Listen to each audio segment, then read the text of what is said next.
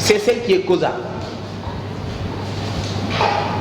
La philosophie est née où? À Guédiawaye, à Sikambao, à Fass-Mbao, c'est à Khombol, c'est pas le problème. Aujourd'hui, j'ai l'habitude de dire à mes élèves que le football est né en Angleterre, mais les meilleurs joueurs du foot ne sont pas des Anglais. Donc la question de sa naissance, importante oui, mais pas essentielle. Ce qui est essentiel, c'est pourquoi les hommes ont commencé à philosopher. Pourquoi les hommes ont commencé à philosopher? Si cette lumière continue à taper sur mes yeux, ma philosophie sera obligée, ou ma voix sera obligée d'être rabaissée. Alors, pourquoi les hommes ont commencé à philosopher? C'est ce qu'on appelle l'origine causale. Et là, on dit, pour une fois, Socrate et Platon, attention, Platon et Aristote parlent la même langue. L'un dit, la philosophie est fille de l'étonnement. L'autre dit, cette année, la philosophie n'a pas d'autre jury. Ça veut dire par rapport à pourquoi les hommes ont commencé à philosopher, ils sont d'accord sur le fait que c'est à cause d'un sentiment, ou c'est grâce à un sentiment, je devrais dire. Un sentiment qui anime la personne devant un phénomène, devant une chose qu'il ne maîtrise pas, ou qu'elle ne maîtrise pas plutôt. Devant un phénomène, ils disent, je suis ignorant, je ne comprends pas, je ne peux pas expliquer, je suis étonné. Cet étonnement-là, philosophique, est à différencier de l'étonnement du sens commun. Parce qu'un homme du sens commun, à chaque fois qu'il s'étonne devant une chose, cet homme-là a tendance ou aura tendance à convoquer une explication souvent divine. Ah, qui ne mon papa m'a fait, il y a un presse. Mon Dieu, il y a la grave. Ça dit, ils accordent ça directement à Dieu. Jean-Pierre Vernat dit, pour les Milésiens, l'étrangeté d'un phénomène, au lieu d'imposer le sentiment du divin, le propose à l'esprit sous forme de problème. C'est ce changement-là que les philosophes ont apporté. Les hommes se sont toujours étonnés, mais à chaque fois qu'ils le faisaient, ils convoquaient Dieu, ils convoquaient le mythe, ils convoquaient la magie pour comprendre, c'est fini, le problème est réglé. Mais le philosophe, les premiers philosophes, quand ils se sont étonnés, ils ont dit stop. On ne va plus convoquer le mythe. On ne va plus convoquer Zeus. On ne va plus convoquer le dieu Eros. Non, non. On va proposer cet étonnement à notre esprit. On va se dire, si ça nous étonne, c'est parce qu'on est des ignorants. Et parce qu'on est des ignorants, on va vouloir être des savants. Vouloir être savant, c'est poser des questions. Et dès l'instant qu'on pose des questions, on est en train de philosopher. Donc le questionnement est causé indirectement par l'étonnement. La personne qui ne s'étonne pas ne pourra jamais reconnaître son ignorance. La personne qui ne s'étonne pas ne pourra jamais reconnaître son ignorance. Et la personne qui reconnaît son ignorance va se mettre à vouloir savoir. La personne qui veut savoir, c'est celle-là qui va poser des questions. Et celle-là qui va poser, c'est celle-là qui sera en train de philosopher. Donc la réflexion philosophique est causée par le sentiment d'étonnement. Maintenant, au-delà de cette origine causale, pour aller vite, l'origine historique causale réglée, on va parler maintenant de ce qu'on appelle les spécificités de la philosophie. La philosophie est née de... Elle est née par... Mais pourquoi elle est si singulière? Pourquoi à chaque fois qu'on parle de philosophie, c'est une fille dit teuf. Pourquoi les profs de philosophie en Mamoun, pourquoi nous sommes des nobles? Je ne sais pas pourquoi. Même dans nos salles de profs, pour taquiner notre prof, notre dame là, notre maman, je vais dire, riche, à chaque fois qu'on se présente, nous avons un prof de philo, il commence à changer de regard. Et on devient des stars. À l'université, ce qu'on appelle, pour ceux qui connaissent l'université, couloir de la mort. À chaque fois, avec mes amis là, des fois, on parle de philo. Même s'ils sont en master, toi qui es en première année, waouh, il est en train de faire la philosophie. Qu'est-ce qui fait cette particularité? On va parler maintenant de ce qu'on appelle les spécificités. Dans spécificité, on entend ce que la chose a, ce que la chose est, et que les autres n'ont pas. C'est la particularité. Alors qu'est-ce qui rend la philosophie spécifique? Dame philosophie, pourquoi elle est si belle? Dame philosophie, pourquoi on l'aime autant? Et pourtant, elle nous fait peur. dame philosophie pourquoi elle est si spéciale? Pourquoi moom bu solee xartu ñeneen ñi sol brodé moom xartu moom la ñuy wax ñeneen ñi sol jersey moom xartu moom la ñuy wax? Pourquoi la philosophie est si singulière? C'est sa spécificité. La première spécificité qu'on doit citer, c'est parce que son nom même, son nom est spécial. Alain dit, Alain, le mot philosophie, pris dans son sens le plus vulgaire, renferme l'essentiel de la notion. Le sens le plus vulgaire du mot philosophie, c'est philosophos, amour de la sagesse. Tout le monde est rafet. Amour, c'est comme les filles qui s'appellent Sophia, Amina, souvent elles sont belles. N'est-ce pas? Voilà. Donc la beauté du nom. On accepte ça. La beauté du nom, philosophie. Sa première particularité, c'est son nom. Parce que son nom renvoie à l'amour de la sagesse. Qui peut aimer la sagesse? Platon nous dit, pour être amoureux de la sagesse, il faut deux conditions. Deux. Il faut d'abord ne pas être un dieu. Être un dieu, c'est savoir tout. Être un savant absolu. Ensuite, il faut ensuite ne pas être un ignorant. C'est-à-dire, il faut ne pas savoir et savoir qu'on ne sait. Aucun des dieux de philosophes ne désire devenir savant car il l'est. Et si l'on est savant, généralement on ne peut pas philosopher. Donc la philosophie est amour. Et cet amour, Platon dit, ce que l'on n'a pas, ce que l'on n'est pas, ce dont on manque, voilà les objets de l'amour et du désir. La chose que vous voulez plus, que vous aimez le plus sur terre, actuellement au mois de juin, c'est BAC, ce que les Allemands appellent habit. Bac. C'est quoi le coucou au bac qui fait? Vrai ou faux? Parce que vous ne l'avez pas. Simplement parce que vous ne l'avez pas. Demandez à vos frères qui étaient là l'année passée. Demandez-moi, quand j'étais en terminale, ce que je voulais par-dessus tout.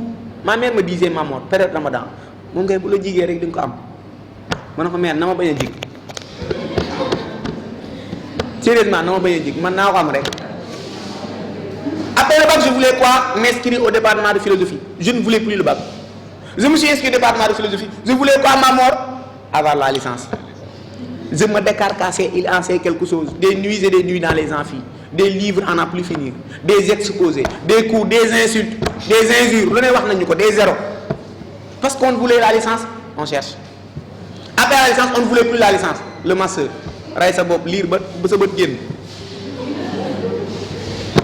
après le master, ça veut dire le département de philosophie ne me plaît plus. C'est comme s'il ne m'a jamais plu.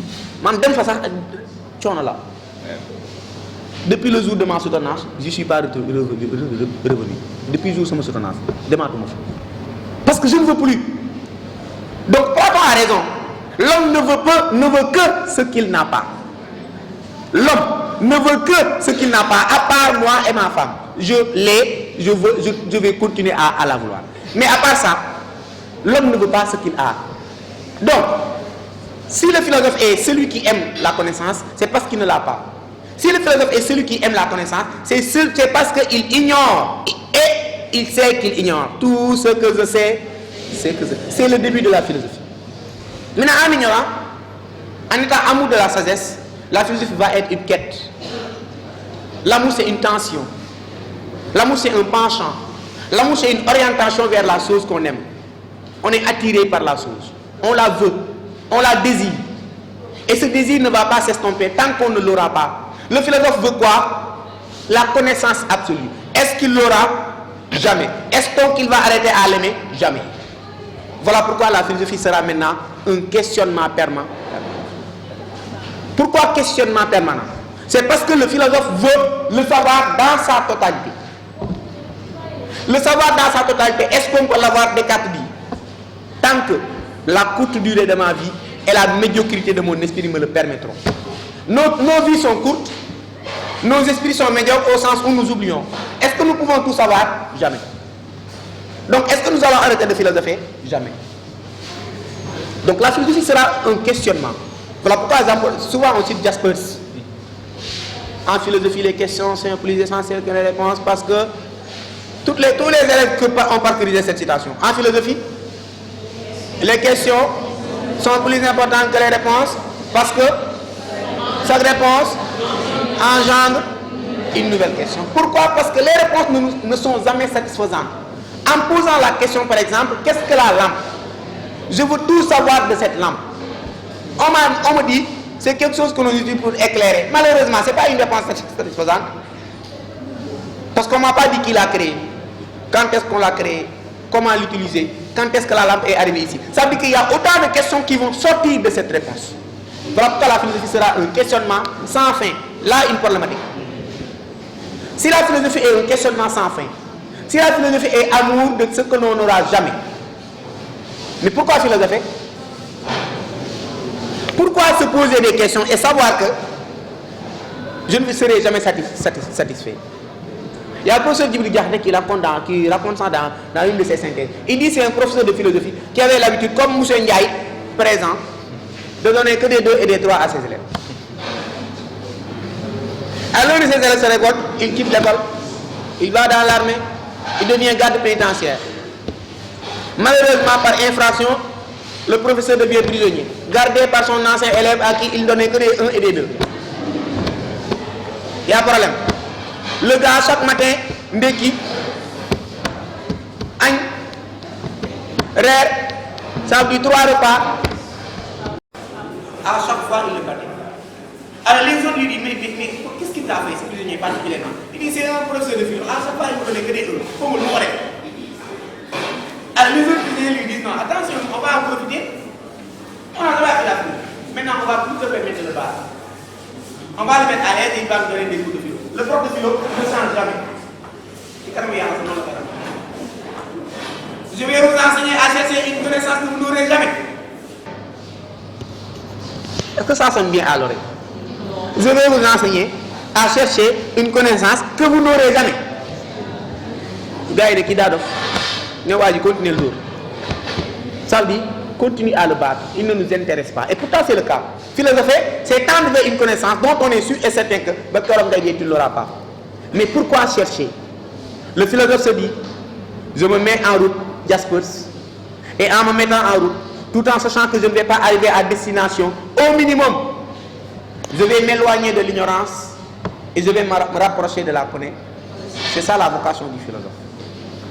Tes questions, pourquoi elles ne s'arrêtent pas? Elles ne vont pas s'arrêter. Mais je sais qu'au minimum, à chaque fois que j'ai une réponse, c'est une réponse qui m'apporte une connaissance, qui va me pousser à chercher une autre connaissance jusqu'à mon dernier souffle.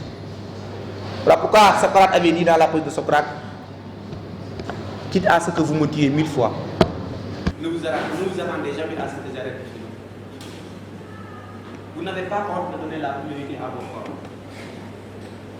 Moi, Socrate, tuez-moi et mes enfants quand ils vont grandir, apprenez-les à philosopher. Ne les laissez pas être des menteurs. Je suis fier de mentir, je suis fier de mourir pour la philosophie. Et il dit à la fin du livre, ainsi est venu pour nous l'heure de nous entendre. Moi, pour mourir dans quelques instants, je peux continuer à vivre. Mais qui de vous ne m'avoir dit pas mes vers mes destinations? Il dit c'est une chose incertaine pour tous, sauf pour la divinité. Ça veut dire quoi? Le philosophe, c'est quelqu'un qui cherche une connaissance, tout en sachant qu'il ne l'aura jamais, mais il va continuer à la chercher. Parce que la connaissance, dans sa globalité, il ne l'aura pas, mais il aura une bonne partie de la connaissance. Voilà pourquoi Aristote avait dit, dans la mesure du possible. Donc l'amour de la sagesse comme spécificité, le questionnement permanent sont à mettre ensemble. Alors, qu'est-ce qui fait que la philosophie spéciale, ensuite, au-delà d'être amour de la sagesse, au-delà d'être questionnement permanent, la philosophie est réflexion critique. Et cette réflexion critique, je veux que vous insistez là-dessus parce que c'est une problématique qui est très fréquente au bac. Très fréquente au bac. La réflexion critique. À comprendre donc et à saisir, à maîtriser. Si on parle de philosophie, à partir de ces débuts, les présocratiques, Socrate, Platon, Plotin, Aristote, jusqu'à Jean-Pierre Vernat Boudemboubi, le philosophe de Mamor, John Rawls, peut-être vous ne le connaissez pas. Ils ont tous été critiques. Ils ont tous été critiqués. Ils ont tous été critiques. Yankelevitch, ainsi la philosophie n'est pas comme un cadeau dans un emballage rose. Ficelé, tout ficelé dans son emballage rose. Son but est de critiquer mais son destin est d'être critiqué. Pourquoi la critique est si intéressante en philosophie? C'est parce qu'elle est spéciale. Philosopher, dit Descartes, c'est reconnaître qu'on a été des enfants. Et parce qu'on a été des enfants, Descartes dit, nous avions été trompés. Qui n'a jamais été trompé? Nous tous. Nous avons tous été trompés. Parce que nous avons été trompés, philosopher revient donc à activer ce qui était inactif dans notre passé. Et philosopher, c'est activer quoi? C'est activer notre raison.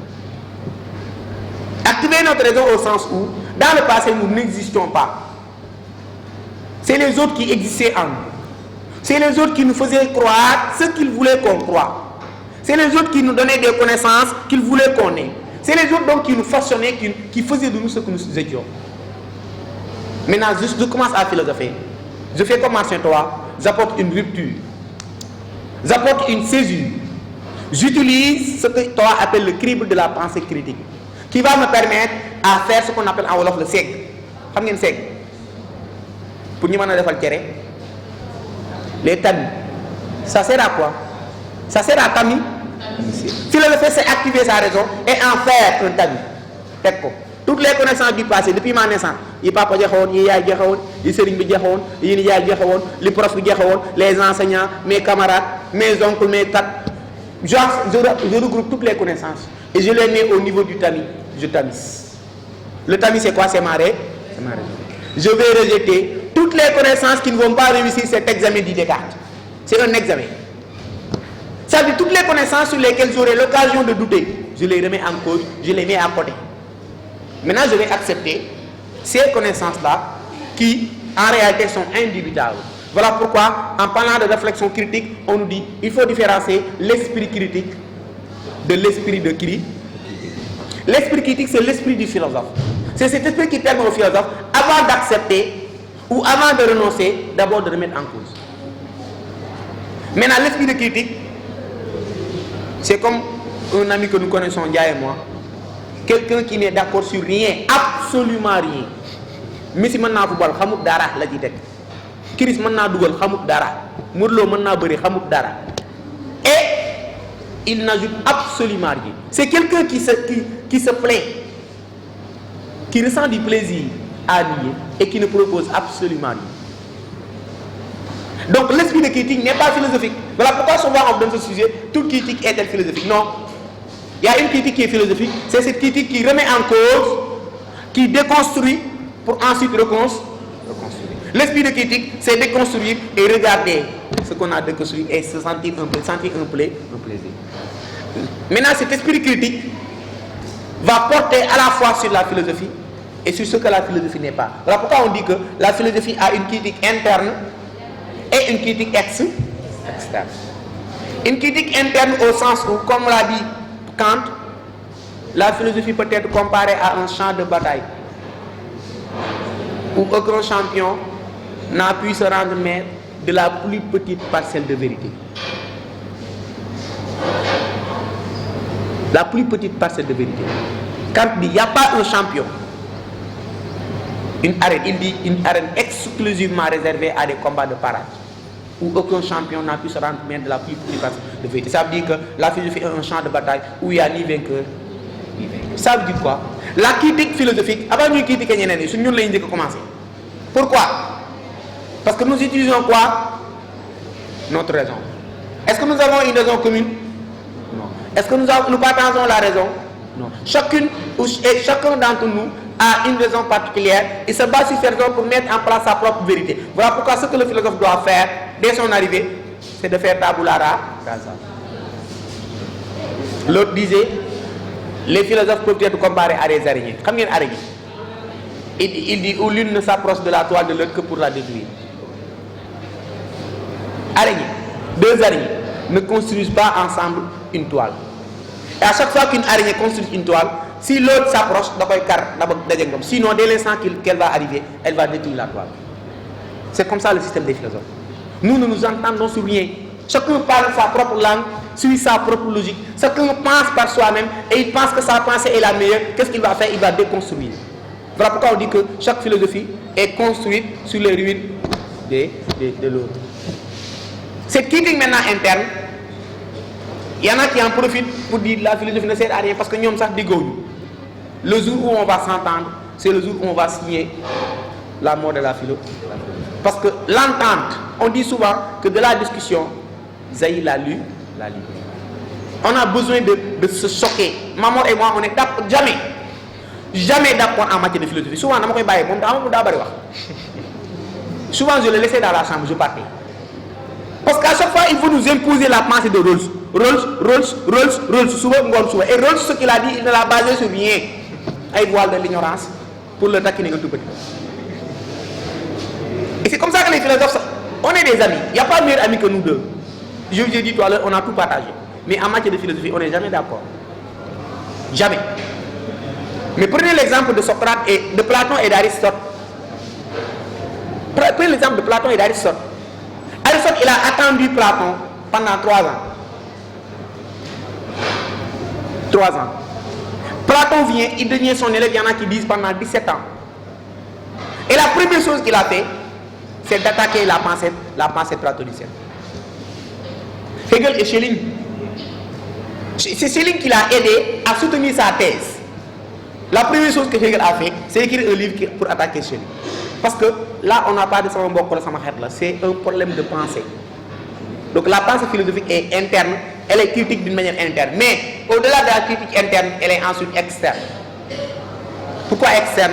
Parce que la philosophie se base sur des critères. Et toute autre pensée qui ne respecte pas ces critères sera attaquée. La rationalité, religion, mythe, magie. La subjectivité, la science. La vérité, la vérité. La politique. Donc à chaque fois que la philosophie attaque d'autres pensées, c'est parce qu'il y a des critères sur lesquels elles ne sont pas d'accord. Donc la critique philosophique, elle est interne, mais elle est aussi externe.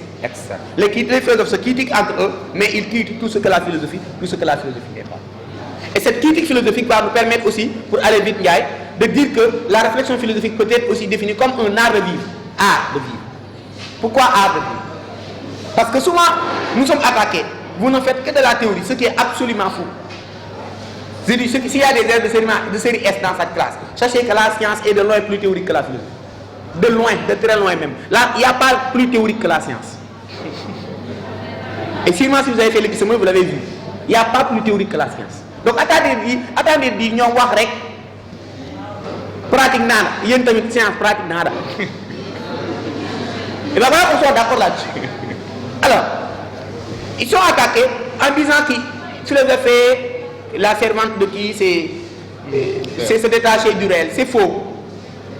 Parce que, en se détachant du réel, en voulant tendre vers la connaissance, la dialectique ascendante, Platon dit qu'il y a toujours après une dialectique descendante qui permet à faire quoi? Qui permet donc de revenir, d'utiliser sa pensée dans la vie. Le philosophe, c'est un homme. Le philosophe, c'est quelqu'un qui doit être un modèle dans la société. Ce n'est pas quelqu'un qui s'enferme dans sa chambre, qui ne se lave pas comme Socrate, qui ne se marie pas comme Emmanuel Kant.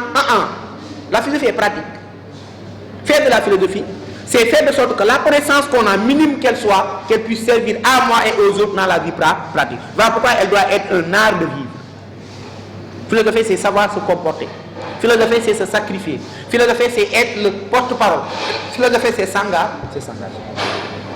Donc, au-delà de ces spécificités, il y en a d'autres. Amour de la sagesse, questionnement permanent, art de vivre, réflexion critique. Maintenant, on va parler de certaines comparaisons. Parce que toujours on répond à la question, qu'est-ce que c'est que la philosophie? Si on a des problèmes à dire ce qu'elle est exactement, on peut quand même la différencier de ce qu'elle n'est pas. Et ce qu'elle n'est pas, c'est la science. Ce qu'elle n'est pas, c'est la religion. Ce que la philosophie n'est pas, c'est la magie. Même si elle est née du mythe, mais elle est contre le mythe. Comparer donc philosophie-science, philosophie-religion, c'est simple. Maintenant, attention dans ces comparaisons. Il y en a qui pensent qu'à chaque fois qu'ils voient philosophie, religion, foi, raison, complémentarité, différence, complémentarité. Ce n'est pas tous les sujets qui se traitent comme ça. Je dis souvent à mes élèves, amis, on dit que c'est foi, raison, pour nous, différence, la philosophie, après complémentarité. C'est pas ça. Il faut comprendre d'abord le cours. Le cours, c'est quoi? On compare la philosophie et la religion. On compare deux discours. Deux discours qui, à première vue, ont énormément de différences. Parce qu'on dit que la religion vient du latin de ligare, qui signifie un lien, attachement. Entre quoi et quoi? Lien entre deux. Nous, musulmans, il y a un lien qui existe entre nous. Nous avons la même croix, nous prions de la même manière. En principe, nous avons le même Coran, en principe encore. Nous avons la même Mecque, en principe encore. Parce que dans la réalité, malheureusement, ce n'est pas le cas. C'est comme si au Sénégal, on avait 50 Corans. Écoutez la radio. Écoutez la radio. Vous entendez quelqu'un, vous interprétez le Coran, vous avez 8 heures, 10 heures, parce qu'on a différentes interprétations. Mais le Coran, en principe, c'est le même. Alors, dans la religion, on a quoi? Des vérités. Quelle sorte de vérité? Des vérités absolues. Pourquoi ces vérités absolues? Parce que ça dépend de qui l'a donné. Bon, c'est un homme. Bien, il peut se tromper. Bien, il peut avoir des intérêts. Mais d'où viennent ces vérités? Ces vérités viennent de Dieu. Est-ce que c'est Dieu qui est descendu directement pour nous les donner? Et alors, Bible, comment il a fait pour nous les donner? Il a envoyé des messages. Et ces messagers, on les appelle des prophètes. Ces prophètes viennent pour faire quoi? Ah, voilà ce que Dieu a dit. Voilà ce que Dieu a dit. Qu'est-ce que nous devons faire? Puisque nous sommes des croyants, nous acceptons son existence, nous acceptons sa grandeur, nous acceptons sa supériorité, nous acceptons que c'est lui-même qui nous a créés. Devant les vérités émanant de lui, nous ne devons que nous soumettre. Voilà pourquoi les vérités religieuses sont des vérités dogmatiques. Par dogmatique, on entend des vérités sur lesquelles on n'a aucune possibilité de remettre en cause. Il n'y a pas de discussion. Dogmatique donc ferme à la discussion. Absolue, des vérités absolues. Aucune relativité. Donc c'est des vérités sur lesquelles on ne peut pas remettre en cause. Alors de l'autre côté, on a la philosophie. Est-ce que dans la philosophie, il y a un philosophe qui s'appelle Mamoun Diaye qui est là et qui envoie des messages? Personne ne va l'écouter. À chaque fois que quelqu'un parle, il sait qu'il sera critiqué. Il sait qu'il sera attaqué. Donc l'acceptation facile n'est pas philosophique. Les filles, l'acceptation facile n'est pas philosophique.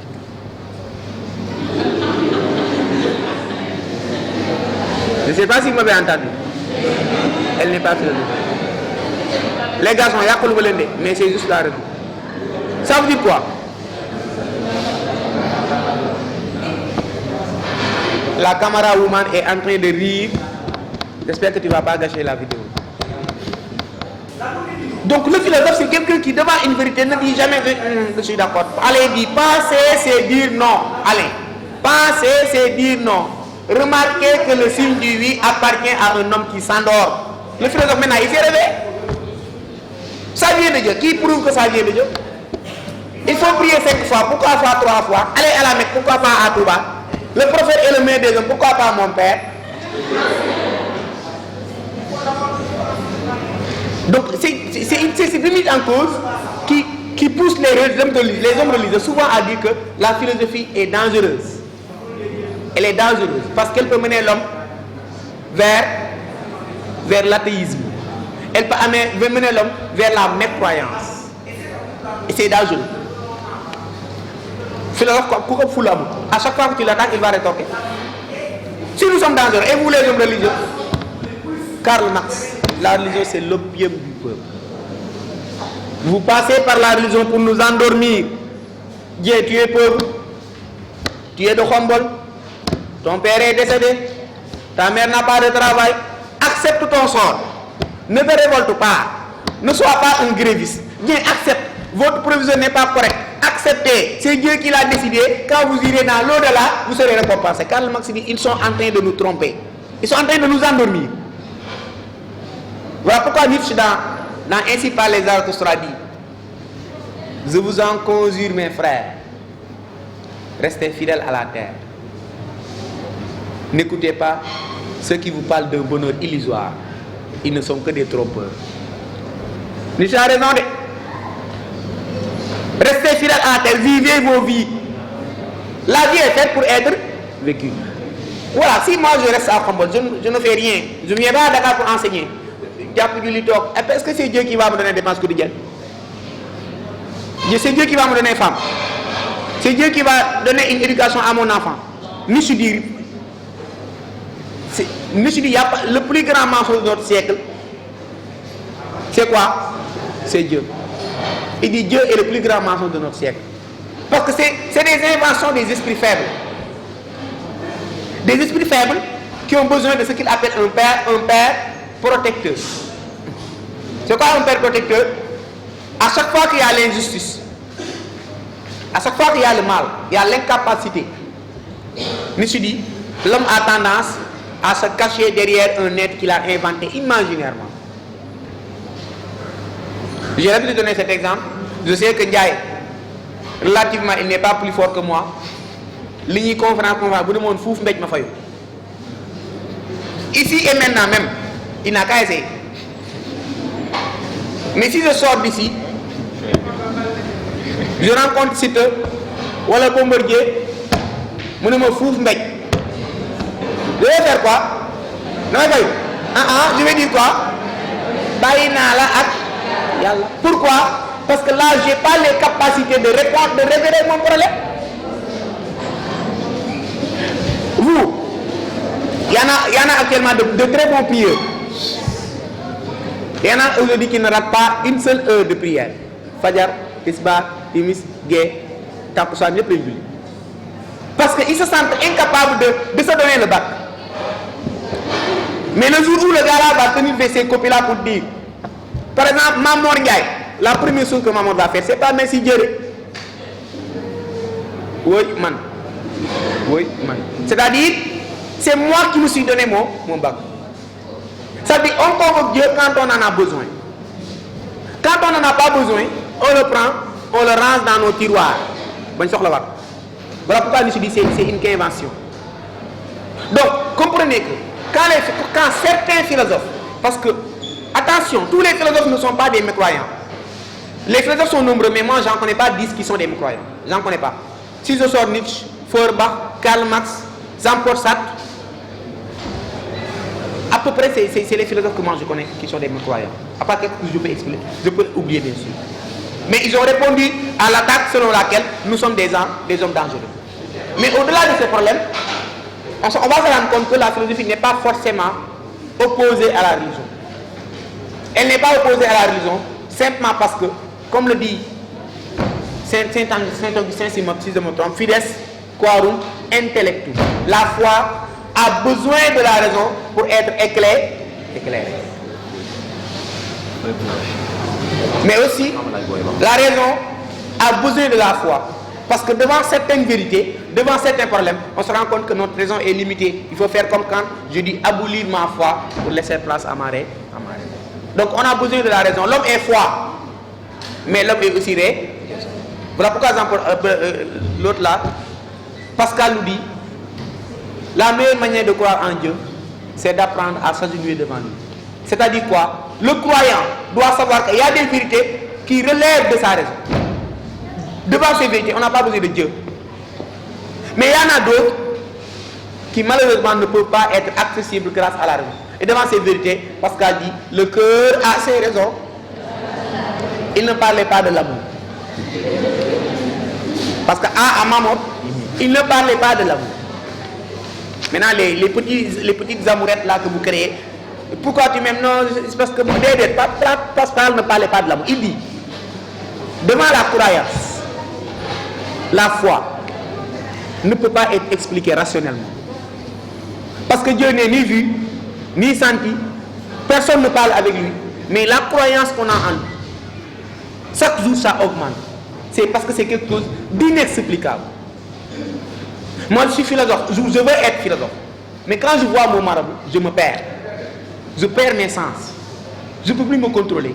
Seulement parce que ce n'est pas le domaine de la raison, mais c'est le domaine de la foi. Et cette foi ne peut pas être expliquée rationnellement. Très souvent, ceux qui se trompent, c'est ceux qui essaient d'expliquer Dieu rationnellement. Descartes, Saint-Augustin, ils ont échoué lamentablement. Ces preuves ontologiques ne peuvent pas tenir debout. Parce que l'homme est limité par sa raison. Quand il dit la raison est limitée dans l'espace et dans le temps.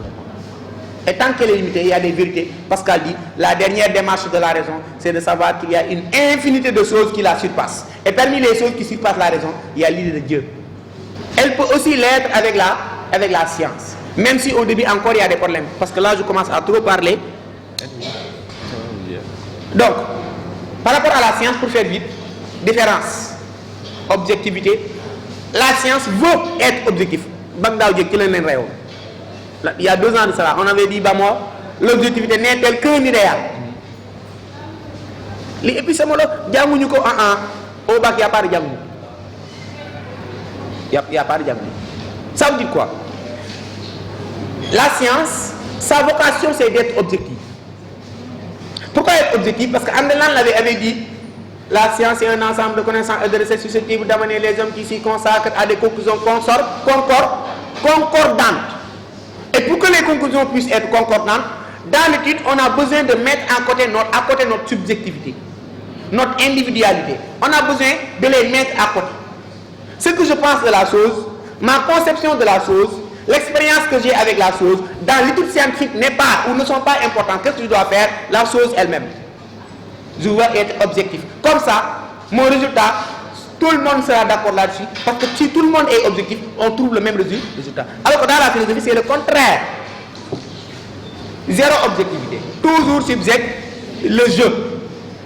Je pense donc que je suis. J'entends par le jeu. Et ce jeu-là n'est pas nous n'est pas je n'est pas nous. Si moi, je ne suis pas nous, je ne suis pas vous, vous n'êtes pas moi. En étudiant la chose, je l'étudie comme moi je la vois. Mais vous pouvez l'étudier comme vous la voyez. Est-ce qu'on va tomber sur le même résultat? Jamais.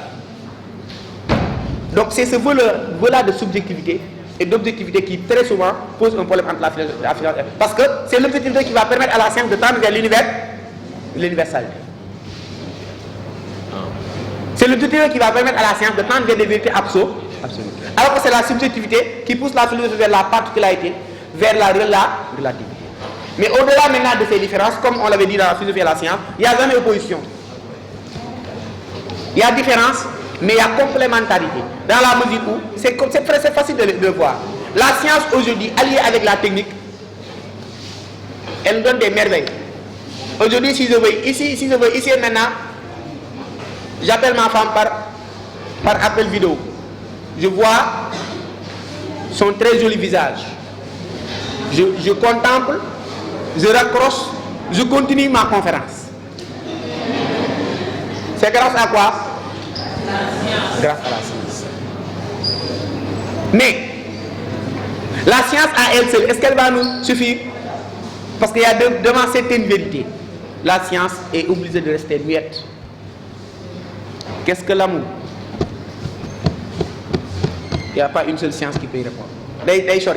Qu'est-ce que l'homme? L'homme anthropologiquement parlant, l'homme socialement parlant, c'est différent de l'homme médicalement parlant. La science peut répondre à la question médicalement parlant. C'est pas ça l'homme. Donc, il y a certaines questions devant lesquelles la science est muette. Et puisqu'elle est muette, qu'est-ce qu'on doit faire? On doit convoquer une autre théorie qui sera là pour être un supplément d'âme. Un supplément d'âme. La philosophie aussi à elle seule ne peut pas nous satisfaire. Si ce n'était que la philosophie, nous sommes foutus. Parce que aussi, des fois c'est vrai. Des fois c'est vrai. Art de vivre, amour de la sagesse, on a besoin de caméras, on a besoin de téléphone, on a besoin de satellites, on a besoin de télévision. Et c'est là, grâce à la science et à la technique qu'on a ces matériaux.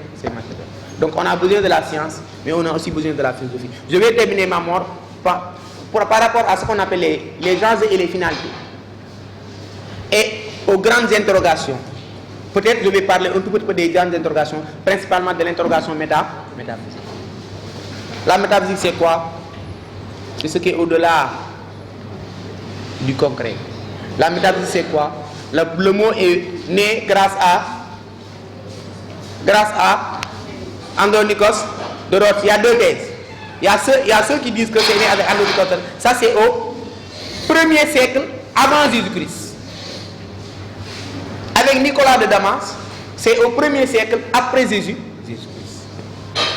Mais l'essentiel est que le mot signifie ce qui est au-delà du concret. Même si, avant eux, on a beaucoup pensé sur la métaphysique, mais le concept est né avec eux. Parce que chez Platon, avec la division des deux mondes, sensible et intelligible, le monde intelligible étant le monde de la vérité, le monde sensible étant le monde de la fausseté, on se rend compte que la connaissance métaphysique, la connaissance de l'irréel est possible si l'homme est capable de faire la dialectique ascendante grâce à son âme montée pour découvrir les vérités qu'il avait et qu'il a perdu en traversant la mer de loup. Donc chez Platon, on a la connaissance métaphysique possible. Chez Descartes, la connaissance métaphysique plus que possible, parce que c'est une condition. Descartes dit la première des connaissances, c'est celle qui est métaphysique. Regardez l'arbre de Descartes. Ainsi, la physique peut être comme un arbre dont les racines sont la méta. Toutes les connaissances sont basées sur la connaissance métaphysique. Pourquoi? Parce que Dieu est à l'origine de toutes choses. Si Dieu est à l'origine de toutes choses, la connaissance métaphysique est le fondement. Mais en étant le fondement, les racines vont pousser et vont donner un tronc. Le tronc, c'est la nature, c'est la physique. Cette physique et ces racines, peut-être sont importantes, mais ne peuvent pas être utiles si on n'apprend pas à les connaître. Et ce qui nous permet de les connaître, c'est les branches. Et toutes ces sciences, dit Descartes, peuvent être résumées en trois: la morale, la médecine et la mécanique. Et la branche la plus haute, c'est la morale. Donc ça commence par la métaphysique. Même si ils l'ont démontré, Aristote bien sûr, il y en a qui ont pensé que la connaissance métaphysique, en réalité, ne peut pas exister. Parce que l'homme, comme on l'a dit tout à l'heure, la raison est limite. La raison ne peut pas avoir accès à cette vérité. La raison est limitée dans le sens, dans le temps et dans l'espace, dans les phénomènes. Et ces phénomènes encadrent, ferment la raison humaine. Elle ne peut pas avoir accès à ce qui est au-delà. Maintenant, si moi je suis fermé dans la salle, je ne peux pas savoir ce qui est dehors, mais quand même je peux penser ce qui est dehors. Donc quand il dit la connaissance métaphysique relève du pensable, mais pas du connaissable. On peut les penser, on peut penser Dieu, on peut penser la morale, on peut penser le bien, on peut penser, mais on ne peut pas penser et pour savoir. Parce que pour savoir, il faut sortir et la raison ne peut pas sortir. Même si Kant critique la métaphysique, donc la connaissance métaphysique, il reconnaît que l'interrogation est éternelle. L'interrogation métaphysique ne peut pas s'arrêter. Comme Schopenhauer l'a dit, l'homme est un animal méta. Pourquoi un animal métaphysique? C'est un être, dit Kant, qui, dès le début de la mise en place de son esprit, on a mis en place, on a mis des interrogations. On a inculqué dans l'esprit humain des connaissances métaphysiques, la vie à Dieu, des questions métaphysiques. Dieu, la morale, qui suis-je, que m'est-il permis de faire? Tout ça, c'est des questions que je me pose souvent. Je ne peux pas m'arrêter de les poser parce que ces questions ont été mises dans la formation de mon esprit. Donc les questions métaphysiques sont éternelles, même si la connaissance métaphysique sera pratiquement impossible. Donc c'est, pour ne pas te retirer en longueur, juste vous dire que je dois encore retourner à Khombole. C'est ce que j'avais prévu de faire en 1 heure de temps. Et si on peut avoir 4 à 5 questions, on va essayer de les régler. Inch'Allah, et on va se donner rendez-vous après la Côte si tout se passe bien. J'espère que mes propos ont été satisfaisants et qu'au minimum, vous avez pu en profiter pour avoir une seule connaissance. Ça va largement me satisfaire. Merci de votre aimable attention. Oui, d'abord, comme il vient de le dire, je crois que vous avez été satisfait, mais aussi minimum que cela soit donc de ces propos. Parce que, comme j'ai l'habitude de le dire, je me plais personnellement de l'écouter. C'est un camarade, nous ne sommes jamais d'accord, mais je me plais de l'écouter. Parce que je sais qu'en quelque sorte, ce qu'il dit, il le sait, il le maîtrise. Sincèrement, je ne lui jette pas de fleurs, mais c'est ce qu'il dit, il le sait, il le maîtrise. Même si de temps en temps, il exagère en disant tout simplement donc, que les professeurs de philosophie sont les plus aimés.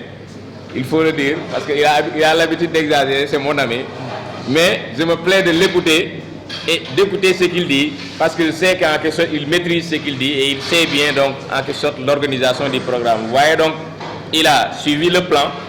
Cela veut dire, donc, il a l'habitude, tout simplement, donc, de traiter cette question. Donc, vous allez poser un certain nombre de questions, vos questions, 4 questions, 5 questions maximum. Il va répondre sur ces questions. Je suis élève en classe de terminale à Thiaroye. Vous avez terminé votre discours sur la citation de Schopenhauer en disant que l'homme est un animal métaphysique parce qu'il a tendance à poser des questions personnellement au cours de sa vie. Mais tantôt, en commençant vous avez reconnu que l'homme ignorant ne se pose pas de questions. Donc, est-ce que l'homme ignorant peut être considéré comme un animal métaphysique tout en reconnaissant qu'il est un homme? Merci. Il y a une autre? Ou je réponds directement? Vous répondez. Alors, Vous écoutez. Merci. Quand on dit que c'est l'ignorant seul qui est capable de... L'ignorant positif, bien sûr. C'est-à-dire la personne qui ignore et qui sait qu'elle est ignorante. Qui peut être philosophe parce que c'est cette personne-là qui va aimer. Et tant qu'on n'aime pas, on ne peut pas être philosophe. Tant qu'on n'aime pas le savoir, on ne peut pas être philosophe. Maintenant, quand Schopenhauer dit que l'homme a toujours été un animal métaphysique, il dit il y a toujours eu des temples, des églises. Ces temples, ces églises, ces milieux qui nous rappellent directement l'existence d'un être irréel, ont toujours existé. Pourquoi ont toujours existé? Parce que l'homme a toujours eu besoin de cette connaissance. C'est un animal.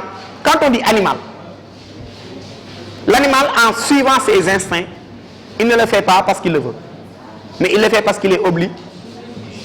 Donc quand on dit que l'homme est un animal métaphysique, en s'interrogeant sur la métaphysique, c'est quelqu'un en réalité qui ne peut pas s'empêcher de le faire. Rappelez-vous d'Aristote, il avait dit que l'homme est un animal poli, l'homme anthropos zoon politikon. Si l'homme est un animal politique, ça veut dire qu'il ne peut pas s'empêcher de vivre en société. Maman va revenir sur ça après. Donc si l'homme ne peut pas s'empêcher de vivre en société, l'homme ne peut pas, selon Schopenhauer, s'empêcher de poser des questions métaphysiques. Et c'est Kant qui nous a rendu les choses claires. C'est Kant qui nous a dit que c'est parce que dans la formation de l'esprit humain, on avait inculqué des interrogations tournant autour de la métaphysique. Maintenant, est-ce que l'ignorant peut se permettre de poser des questions métaphysiques? C'est ça la question. Mais l'ignorant devant l'étonnement, l'ignorant devant Dieu, l'ignorant devant les temples, l'ignorant devant les djinns, cet ignorant ne s'étonne pas positivement. Il s'étonne, mais un étonnement négatif au sens où c'est un étonnement qui va seulement le pousser à convoquer Dieu. C'est Dieu qui l'a fait. Il y a la Kodogal, le fatum, le fatalisme. Donc, en convoquant directement des explications divines, je vous ai dit tout à l'heure sur le Jean-Pierre Vernant, pour les Milésiens, l'étrangeté d'un phénomène, au lieu de convoquer l'esprit du divin, le propose à l'esprit sous forme de problème.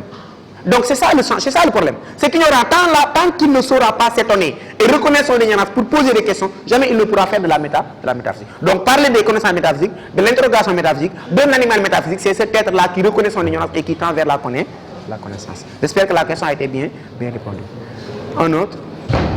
Une autre question? Moi, j'entends parler que la philosophie, ça se pose aux paroles de Dieu. Et ça, je veux que vous m'éclairez que, est-ce que réellement, si vous faisiez la philosophie, ça peut oui, de la parole de Dieu, tu vas plus être croyant. C'est ça. En fait, je veux faire la philosophie, mais quand je me rappelle de ces paroles-là, j'ai peur. Alors, mademoiselle, ne te fais plus ses craintes. Je te rassure. Le premier philosophe, Socrate, on l'a tué. On l'a donné une poison, l'a suivi. Il l'a bu, il est mort. Simplement parce qu'on l'a accusé. On a dit, Socrate, on t'accuse d'inventer d'autres dieux et de ne pas croire à ceux qu'on a sur place. Les philosophes ont toujours été attaqués. Et pourtant, Socrate a démontré dans son jugement qu'il n'a jamais nié les dieux. Philosopher, c'est pas du tout nier la connaissance divine. Mais philosopher, c'est essayer de comprendre ce que Dieu a dit. Il y a une petite partie qui ignore Dieu. Maintenant, cette petite partie, malheureusement, on insiste sur eux. C'est Nietzsche, c'est Freud, c'est Karl Marx, c'est Jean-Paul Sartre. On insiste sur ces penseurs. Mais il y en a d'autres. Saint-Augustin, Saint-Anselme, Ibn Rushd, Averroès. Ça veut dire qu'il y a beaucoup de penseurs qui connaissent Jean-Paul II, le pape qui est. Il a dit que la foi et la raison sont les deux ailes d'un oiseau. Ça veut dire que si tu veux être une bonne croyante, tu dois utiliser ta foi, la religion, utiliser ta raison, la philosophie pour mieux monter vers Dieu. Ne te fais surtout pas ces craintes. Nous, on est des croyants. Laisse-moi parler de lui. C'est un bon exemple pour vous dire que la philosophie ne vous amène pas tout simplement à être mécroyant. Lui, il est mouride. Talibé de Cheikh Béthio, Thiantakoun, il l'a été avant d'entrer au département de philosophie. Je vais tout simplement donc faire des témoignages sur lui. C'est un très grand croyant de Dieu. C'est un très bon talibé de Cheikh Béthio. Pourquoi? Parce qu'à chaque fois, il est arrivé une fois étudiant, que l'on reçoive nos bourses, étudiants, et qu'il reçoit 100 et quelques mille francs. C'est la première fois que j'en parle. 130, je ne sais pas. Et c'était donc pendant la période du Magal. il a vidé tout simplement donc son compte, 100 et quelques mille francs, pour amener cela tout simplement comme sa participation. Il a voulu aussi m'emprunter de l'argent. Et à chaque fois quand le Magal s'approche, il m'emprunte de l'argent parce qu'il vide ses comptes. Il m'emprunte aussi de l'argent et je refuse. Parce que je ne vais pas accepter qu'il vide ses comptes et vider mes comptes pour ses biens propres. C'est pour vous dire tout simplement donc, son niveau de croyance. Mais en l'entendant parler, on dira tout simplement c'est quelqu'un qui ne croit pas à l'existence de Dieu. Mais quand il parle sur la bouche de Nietzsche, il parle comme Nietzsche. Mais quand il essaie tout simplement d'expliquer ce que Averroès a dit sur Dieu, il va parler comme Averroès. Donc n'ayez pas de crainte en faisant de la philosophie. La philosophie vous amène vers deux choses. Soit vous devenez plus croyant que jamais, soit vous devenez athée. Et Souleymane Bassir a l'habitude de dire que c'est comme Djegui Sirat. Djegui Sirat, nee na la yoon bu ndaw la boo xamante ni boo moytuwul da ngay daanu fii wala nga daanu fële mais yoon bi ngay tegu siraat boobu noonu la ñuy wax siraatu mustaqim yoon boobu ngay tegu lii bu ñëwee philosophie ay da lay renforcer bu fekkee mën nga ko utiliser bien soit nag bu la renforcer wul moom daf la yóbbu de l'autre côté. Il n'y a pas de peur à faire de la philosophie. Il faut en fait, c'est le risque à prendre pour pouvoir conforter tout simplement sa croyance. Mais dès le début, mom, day ñëw ébranler lépp remettre en cause tout ce que tu crois pour essayer yow sa bopp li nga gëm nga mun ko confirmer. Sa doom bi julli booñ la wax ni yaay lu tax ngay julli nga naan ko ah damaa judd fekk sa maam di julli damay julli yaay lu tax may julli di nga ko mën a wax lu tax ngay julli parce que cherché nga tu as cherché à savoir lu tax ngay julli te dans la religion musulmane on vous dit talabul ilm ala faridatun ala kulli muslimin. Chercher le savoir c'est obligatoire pour tout musulman. De la même manière, Averroès vous dit philosopher est une obligation pour tout musulman parce que Dieu le dit dans le Coran quand il nous dit tout simplement je parle aux anges doués de l'esprit, je vous demande tout simplement donc de réfléchir sur ce que j'ai créé. C'est Dieu qui le dit dans le Coran.